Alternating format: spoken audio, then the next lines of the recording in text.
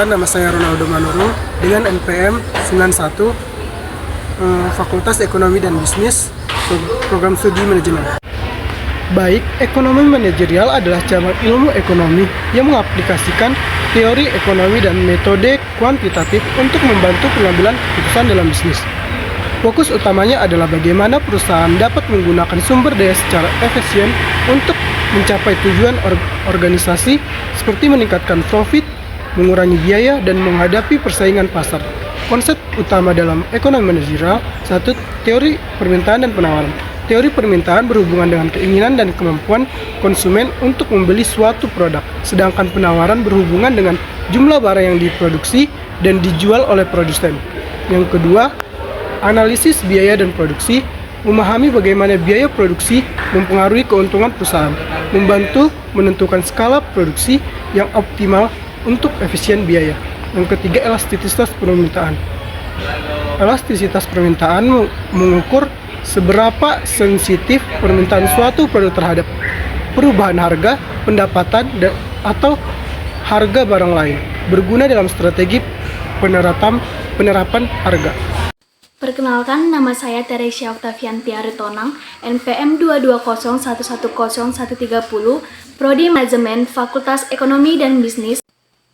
Penerapan ekonomi manajerial dalam bisnis. Pertama, penganggaran. Penganggaran menetapkan anggaran yang optimal untuk berbagai kegiatan bisnis guna memastikan penggunaan sumber daya yang efisien. Penganggaran yang baik dapat membantu perusahaan mengontrol biaya dan mengalokasikan dana sesuai dengan prioritas utama bisnis. Kedua, penentuan harga. Menentukan harga produk atau jasa yang kompetitif dan menguntungkan dengan mempertimbangkan biaya produksi, daya beli konsumen, serta harga yang ditawarkan oleh pesaing. Penetapan harga yang tepat dapat meningkatkan daya saing dan probabilitas perusahaan. Ketiga, manajemen produksi. Manajemen produksi mengoptimalkan proses produksi untuk meminimalkan biaya dan memaksimalkan output.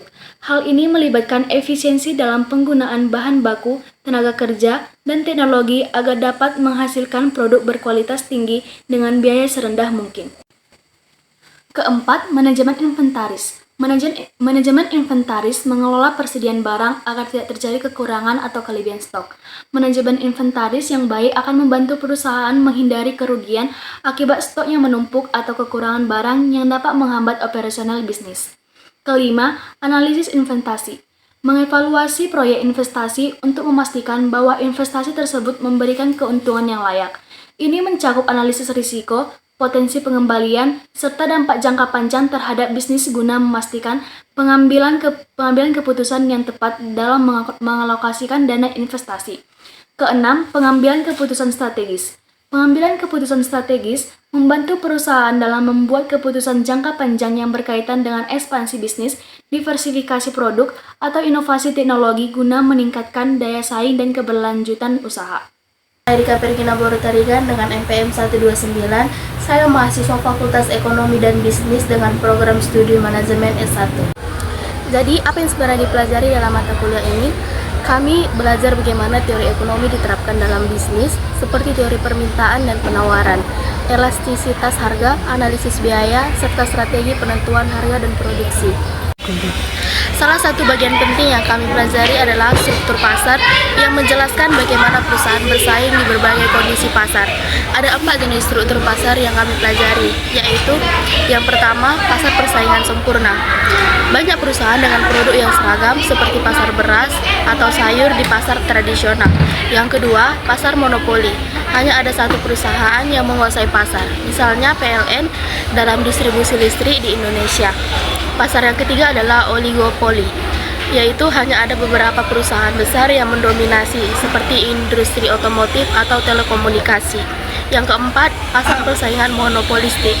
Banyak perusahaan dengan produk yang berbeda-beda seperti industri restoran. Mr. Junta Kewa dengan NPM 220110124, Prodi Manajemen Fakultas Ekonomi dan Bisnis. Memahami struktur pasar ini sangat penting karena berpengaruh pada strategi bisnis perusahaan. Misalnya dalam pasar oligopoli, perusahaan harus mempertimbangkan bagaimana kompetitor akan bereaksi pada perubahan harga atau inovasi produk video. Ekonomi manajerial bukan hanya teori di kelas saja, tetapi benar-benar digunakan dalam dunia bisnis, contohnya perusahaan seperti Gojek dan Grab. Dengan menggunakan konsep struktur pasar oligopoli untuk bersaing dalam industri transportasi online, mereka harus menentukan strategi harga yang tepat dan memberikan promo yang menarik agar tetap kompetitif. Selain itu, dalam industri seperti e-commerce, misalnya Shopee dan Tokopedia, mereka menerapkan analisis harga, strategi promosi, serta memahami elastisitas pemerintahan agar bisa lebih banyak pelanggan tanpa merugi. Manfaat utama mempelajari ekonomi manajerial adalah meningkatkan pengambilan keputusan berbasis data, optimalisasi sumber daya, pemahaman pasar dan konsumen, serta perumusan strategi kompetitif. Selain itu, juga membantu dalam manajemen risiko untuk menghadapi ketidakpastian bisnis. Dengan pemahaman ini, individu dapat membuat keputusan yang lebih tepat dan strategis guna mendukung kesuksesan perusahaan.